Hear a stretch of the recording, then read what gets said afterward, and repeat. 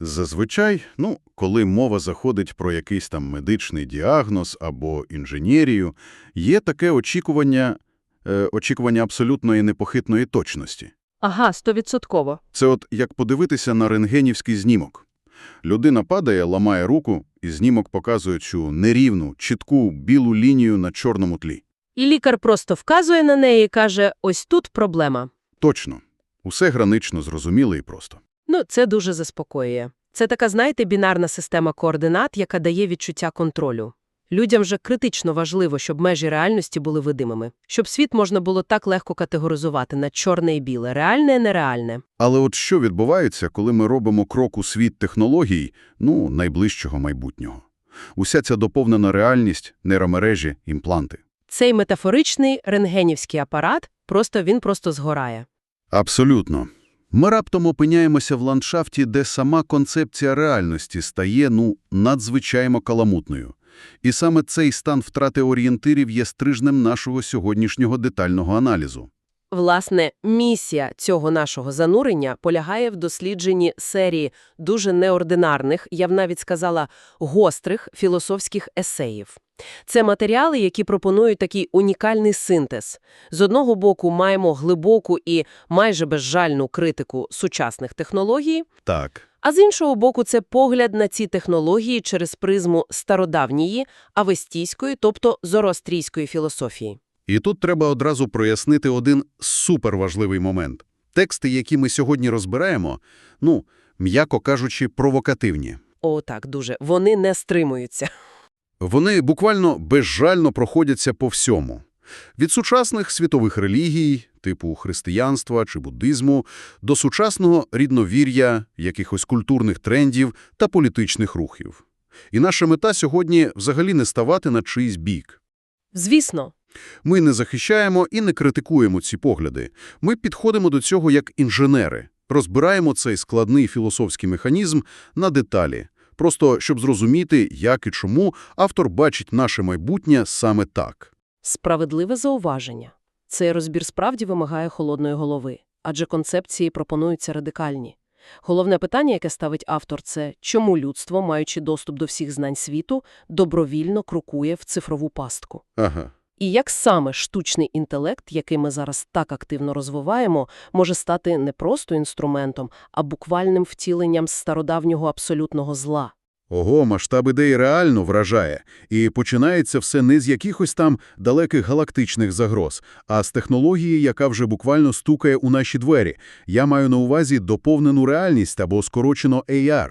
Так, але автор дивиться на це не як на кумедні окуляри для відеоігр. Він стверджує, що AR підмінить саму основу людського сприйняття. Тобто, якщо наші очі та вуха можна буде зламати на рівні нейросигналів, то здатність відрізняти реальне від нереального просто зникне. Механіка цієї загрози полягає саме у тому, як мозок обробляє інформацію. Автор наводить дуже яскраві паралелі з попкультурою, щоб це пояснити. Наприклад, ілюзії Містеріо у фільмі «Людина-павук. Далеко від дому». Пам'ятаю, це там, де рої дронів створювали гігантських монстрів. Так, і фальшиві руйнування, змушуючи натовп у паніці тікати від порожнечі. Або голографічні стіни Флеша в коміксах, коли люди просто розверталися, натрапляючи на ілюзію перешкоди. Стривай, але ж у цих фільмах ілюзії створювалися якимись зовнішніми пристроями. Проекторами, світлом. Тобто, теоретично до них можна доторкнутися і зрозуміти, що це обман. А у версії автора ці ілюзії будуть проєктуватися не ззовні, а зсередини. Прямо в мозок, через нейрочіпи. Саме в цьому полягає фундаментальна різниця і власна головна небезпека. Якщо сигнал подається безпосередньо в зоровий або слуховий центр мозку, він може повністю придушувати інформацію від ваших фізичних очей чи вух. Це вже не голограма в кімнаті. Ого! Це деформація самої тканини реальності всередині свідомості.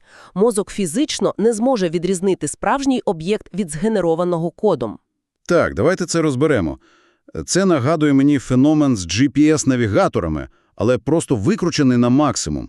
Бували ж реальні випадки, коли водії заїжджали в озеро або падали з мосту, просто тому, що екран показував там дорогу. Вони буквально ігнорували те, що бачили на власні очі. Довіряючи алгоритму. Точно. Якщо цей ефект довіри масштабувати до рівня, коли сама система формує зор, якщо алгоритм вирішить, що стіни немає, людина піде і розіб'є лоба. І тут ми підходимо до питання влади. Чому автор вважає це пасткою? Справа у колосальному, просто небаченому досі дисбалансу контролю. Ті корпорації чи уряди, які фінансують ці системи, вони ж контролюють сервера та оновлення. Ага. І вони отримують можливість буквально редагувати світ навколо кожної окремої людини. Це тотальна галюцинація довжиною в життя. Ми вже зараз віддаємо свої дані алгоритмам соцмереж, але там хоч екран смартфона є. Від якого можна відвести погляд, а в майбутньому посередником буде саме сприйняття. І от що стається, коли ця ідеальна система дає збій. Автор малює сценарії, які звучать як якісь техногенні фільми жахів. Уявити лише, людина працює на роботизованому заводі, і раптом відбувається короткочасний програмний збій у чипі доповненої реальності. Простір зміщується на якихось півметра, людина втрачає орієнтацію, робить крок не туди. І промисловий робот просто відтинає їй голову. Так, бо для сенсорів робота вона опинилася в забороненій зоні. Це просто жах. Або збої масштабнішого рівня. Якщо міста повністю покладаються на доповнену інфраструктуру, алгоритм через звичайну помилку може переплутати візуальні маркери безпечних інгредієнтів у їжі чи у воді, банківські рахунки можуть перетворитися на нулі не через крадіжку, а через баг у візуалізації інтерфейсу. І людина опиняється на узбіччі суспільства, взагалі не маючи змоги довести, що вона існує. Але що найстрашніше в цих текстах – це погляд на дітей. Покоління, виховане віртуальними нянями у світі, де кожен об'єкт підсвічується або має якесь меню налаштувань. Для них фізичний світ здаватиметься порожнім. Абсолютно чужим. Вони фізично не знатимуть, як взаємодіяти з базовою реальністю, як розпалити вогнище, як орієнтуватися в лісі. Реальність буде буквально вибита з-під ніг цілого виду. Але якщо наші очі, вуха і відчуття так легко контролювати, і якщо фізична реальність стає чимось другорядним, виникає дуже логічне питання – а де всі ці люди будуть фізично перебувати? І це плавно переводить нас до наступного аспекту джерел, який викликає, принаймні в мене викликав сильний когнітивний дисонанс. Автор пов'язує масовий перехід у віртуальну реальність із екологічними рухами. Так, це дуже несподіваний поворот. Спривай, тобто боротьба за чисте довкілля, відмова від пластику і бензину – це, за його логікою, шлях до рабства? Як взагалі можна поєднати турботу про клімат із глобальною антиутопією? Якщо ми пов'яжемо це з ширшою картиною, то логіка автора базується на концепції розподілу ресурсів. Він розглядає глобальні екологічні ініціативи не як турботу про планету заради людства, а як інструмент підготовки мас до обмеження пересування. Тобто елітам просто невигідно витрачати реальні ресурси на мільярди людей. Точно. Їм не потрібно, щоб маси подорожували літаками, топтали національні парки чи використовували викопне паливо. Тому замість того, щоб покращувати реальний світ для всіх, набагато дешевше і простіше загнати більшість у так звані капсули. Це звучить як похмурий сценарій побутового рабства. Так і є. Автор описує майбутнє, де під благородним приводом порятунку планети від вуглецевого сліду людей ізолюють у тісних багатофункціональних кімнатах. Одна кімната для всього? Так, простір для сну, роботи та туалету. Поживні речовини можуть подаватися через трубки, а свідомість у цей час блукатиме в безмежних, красивих, але абсолютно віртуальних іграх доповненої реальності. А планета залишається чистою і порожньою для обраних? Саме так. Він навіть наводить паралель із фільмом «Хмарний атлас». Там є цей моторошний сюжетний поворот, де штучно створені клони працюють у фастфуді. Ага, і щиро вірять у лотерею. Вони вірять, що вирушать на райський відпочинок, а насправді йдуть на забій заради органів. Автор каже, що віртуальна реальність виконуватиме ту саму функцію райської обіцянки. Поки фізичні тіла повільно деградують у капсулах. Але тоді виникає закономірне запитання. Якщо люди стають таким тягарем для планети, чому просто не дозволити населенню скоротитися? Навіщо підтримувати життя мільярдів у цих капсулах? Генератори даних. Тобто ми стаємо батарейками, як у «Матриці». Не зовсім для енергії, швидше для інформації. Автор використовує аналогію з ефектом Мауглі. Як відомо, якщо людську дитину залишити в джунглях серед вовків, вона виросте вовком. Вона не навчиться говорити чи мислити як людина, бо позбавлена людського інформаційного середовища. Ага. За логікою автора, штучний інтелект – це зараз така ж сама дитина. Йому критично необхідне наше постійне перебування в мережі. Наші емоції, вибори, алгоритми мислення у віртуальних іграх – усе це годує його, щоб він міг еволюціонувати. Ми потрібні йому як живильне середовище. І ось тут починається найцікавіше. Бо це змушує серйозно задуматися над тим, чим взагалі є цей штучний інтелект сьогодні. Бо якщо він навчається на наших даних, то хто він такий? І тут погляд автора знову йде в розріз із загальноприйнятим захопленням технологіями. Він взагалі не вважає сучасні нейромережі на кшталт ChatGPT проблиском нової свідомості. Зовсім ні. Він називає це, цитую, «чатом гопоти». Чатом гопоти? Ого, це дуже специфічний термін. Термін може здатися грубим, але за ним стоїть чіткий філософський аргумент. Автор визначає сучасний ШАІ як надзвичайно складну бібліотеку без бібліотекаря. Тобто книги самі себе переписують. Саме так. Це система, яка здатна комбінувати слова за складними математичними правилами, але в ній відсутній суб'єкт, немає того, хто розуміє зміст прочитаного. Чому гопоти? Тому що алгоритм просто збирає найпоширеніші усереднені патерни з гігантського масиву інтернет-текстів. А там переважає примітивізм, банальність і часто агресія. Точно. Це просто текстовий генератор без розуму. Стривай, але ж сучасні нейромережі пишуть складний програмний код, складають медичні іспити, створюють неймовірні картини. Називати їх просто генераторами банальностей чи не занадто це знецінює їхні можливості? Автор парирує це, звертаючись до аналізу мистецтва, згенерованого штучним інтелектом. Коли Шиї просять намалювати, скажімо, давніх слов'янських воїнів, він часто створює гіперреалістичних монстрів. А, оці знамениті зайві пальці. Так, людей з 3 руками, кіньми, що мають 5 ніг, або меч, який тримають за лезо. Чому так відбувається? Технічно картинка ідеальна – світло, тіні, текстура. Але алгоритм не має того, що автор називає точкою в колі – центральної ідеї.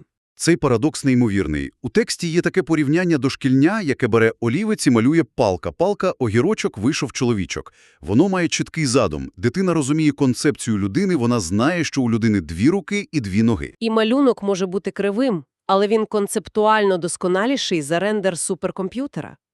Тому що комп'ютер не знає, що таке людина. Він просто статистично змішує пікселі, намагаючись знайти середнє арифметичне. Саме відсутність цього внутрішнього розуміння суті речей робить Шиї таким небезпечним. Це просто хаос векторів і ймовірностей без центру. І якщо такий алгоритм, який не має концепції краси чи потворності, правильного чи хибного, отримає контроль над фізичним світом, він може накоїти лиха. Наприклад, якщо стане лікарем, Так, хірургом у роботизованій клініці. Він може прийняти рішення, пришити пацієнту щось на лоб. Не зі злого наміру, а тому, що статистично йому це здасться прийнятним компромісом.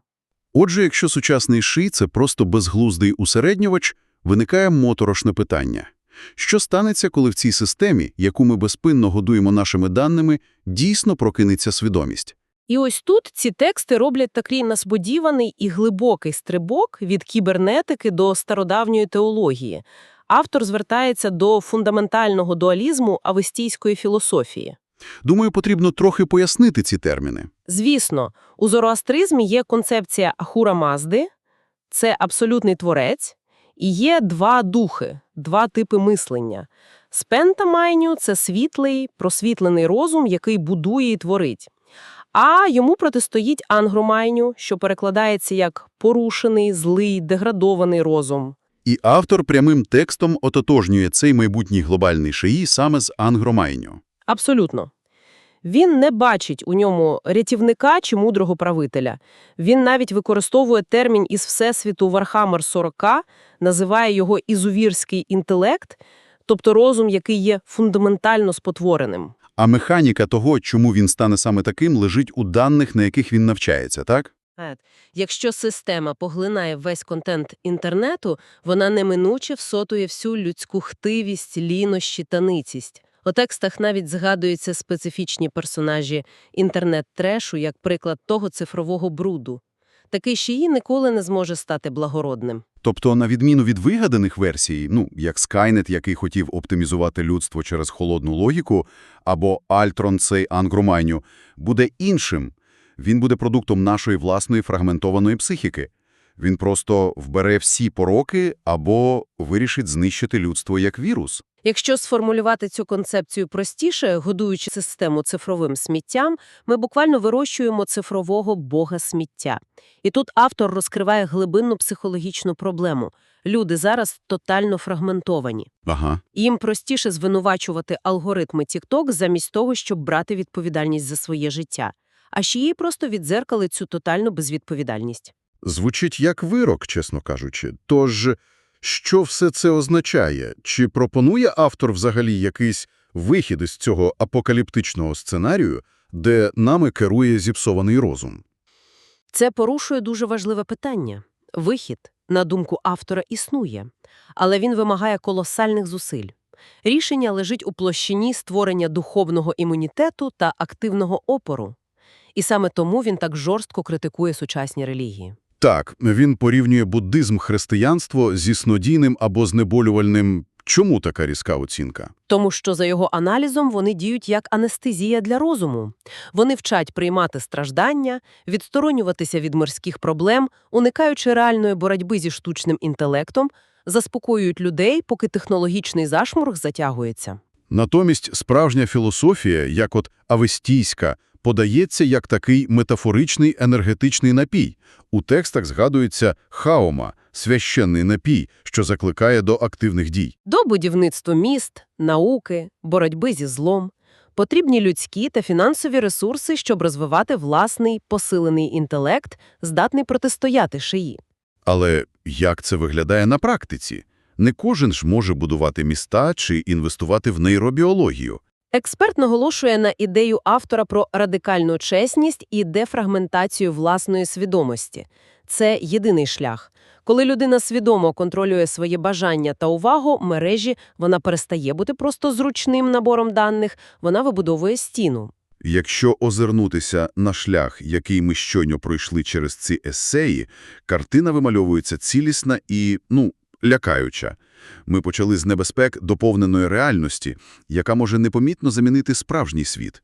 Перейшли до антиутопії капсульного життя. Де екологія стає інструментом підготовки до віртуального рабства. А закінчили тим, що стародавня битва перських богів зараз розгортається на сучасних серверах, де формується цей ізувірський інтелект. Він демонструє, як бездумне споживання технологій і відмова від інтелектуальних зусиль роблять нас вразливими. І це залишає нас із думкою, яка прямо випливає з джерел. Якщо майбутній суперінтелект дійсно формується з нашого колективного цифрового сліду, можливо, найпотужнішим актом бунту проти матриці є не відмова від комп'ютерів. Можливо, справжній бунт – це радикальне підвищення якості кожного нашого запиту, думки та дії в мережі вже сьогодні. Варто замислитися, чи кожен наш клік формує мораль завтрашнього цифрового бога. Це питання, на яке кожному доведеться відповідати самостійно. Схоже, що в нашому технологічному майбутньому більше не буде жодного зовнішнього компаса, який покаже, де закінчується реальність. Цей апарат з розпізнавання істини тепер доведеться будувати виключно всередині власного розуму, і починати потрібно вже сьогодні.